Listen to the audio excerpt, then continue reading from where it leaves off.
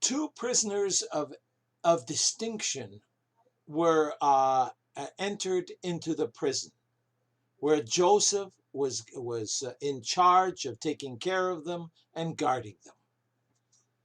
We continue now in Genesis 40:15-19. Previously, we had covered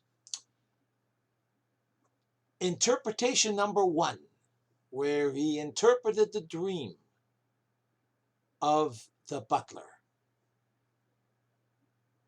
Now he's going to interpret the dream of the master baker. Folks, it really is sad. But maybe they found out the guy was guilty. Who knows? Let's continue right now. Back in verse 14, Joseph begged the butler to show kindness. I pray unto me, and make mention of me to Pharaoh, and bring me out of this house.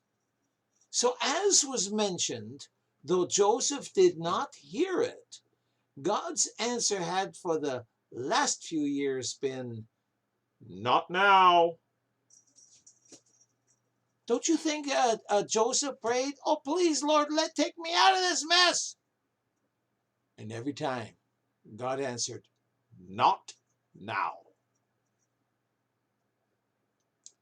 Then he gave the reason why he wanted out so badly. For indeed, he said, I was stolen away out of the land of the Hebrews, and here also I have done nothing, that they should put me into this dungeon. Joseph does not expose the sin of his brethren in selling him to the Ishmaelites, by whom he was brought to Egypt, but attempts to relate to the butler in that he was stolen out of his native country, being taken from his home without his consent. And then he said, here also I have done nothing, that they should put me into the dungeon. By the word also, here also, he identified with the butler. God revealed to him that the butler was there, wasn't guilty. Maybe the Pharaoh was in a bad mood that day and had him put in jail, had him put in prison. Who knows? But that's what he was trying to do. Here also have I done nothing, that they should put me into this dungeon.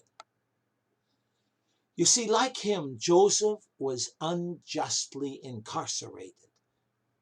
But in 3 days, the butler would be freed, while Joseph still remained bound. The second to tell his dream was the baker. As it states in verse 16, when the chief baker saw that the interpretation was good, he said to Joseph, I also was in my dream, and behold, I had 3 white baskets on my head. Yeah, with good, it is meant that when the chief baker heard the interpretation was agreeable, quite agreeable and pleasing, and looked forward to something good, he decided to tell Joseph his dream as well. Yeah, maybe my dream, it means just as good stuff as what the butler had. Well, I was also in my dream.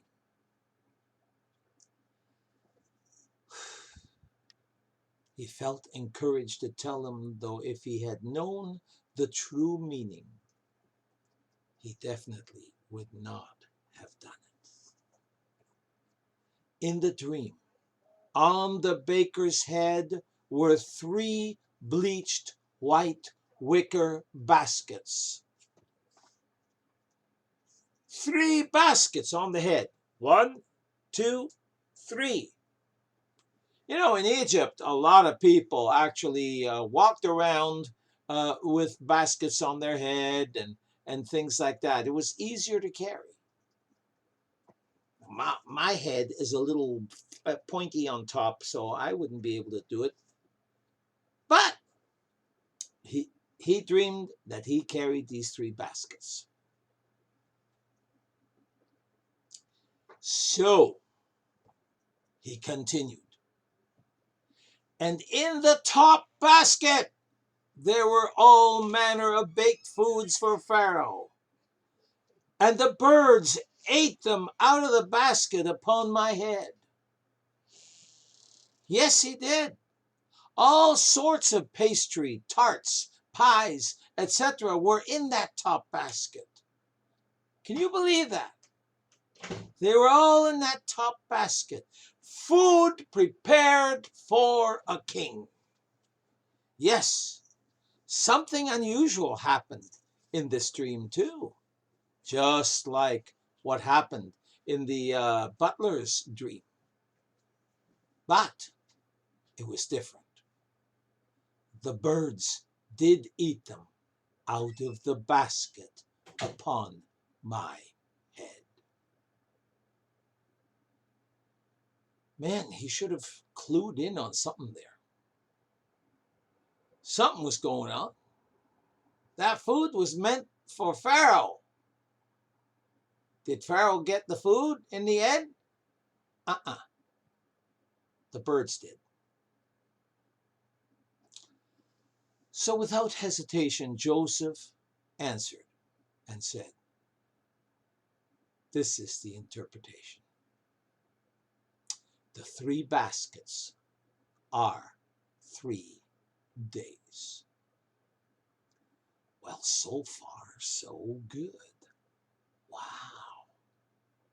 Both the chief butler and the chief baker must have known that in 3 days was Pharaoh's birthday.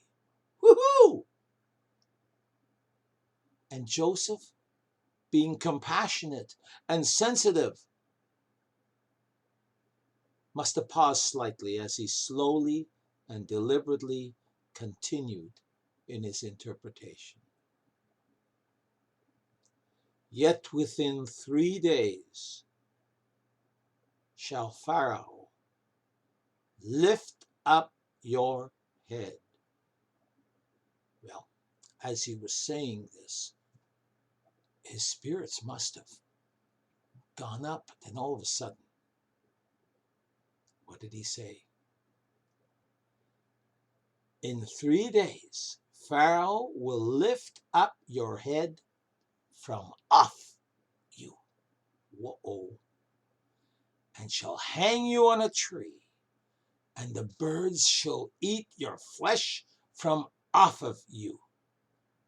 Whoa. This did not sound good. See, Adam Clarke, in his commentary on the Bible published in 1826, said about this, through this we find that beheading, hanging, and gibbeting, that means hooking you on branches, not trees, were modes of punishment among the ancient Egyptians. But the criminal was beheaded before he was hanged. That was probably a merciful thing to do. And then either hanged on hooks or by the hands. If they were hung by the hands, that almost means that they were crucified even before the Romans brought crucifixion in.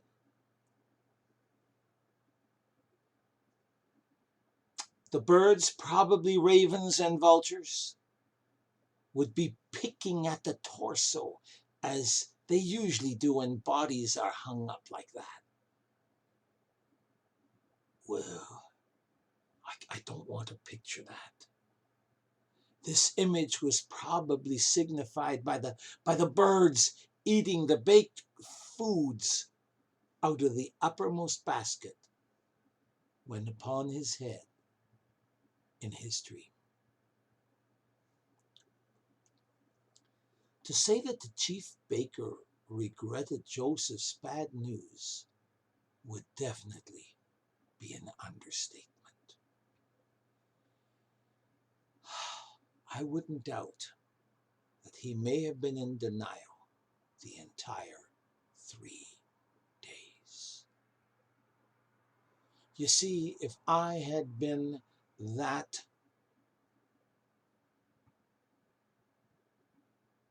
baker, I probably would have said, he's got to be wrong. I'm sure he's wrong. How could that be? I mean, let's face it, the birds eating the food off there might mean that Pharaoh was generous and he gave the food to everybody. Oh, yeah, it could mean that. Whatever he felt, I'm certain he was in denial. But Joseph, being the man of God that he was not afraid to declare the truth, no matter how painful it would be. From this we can tell he was certainly no ear tickler, as many so-called prophets and preachers of today appear to be.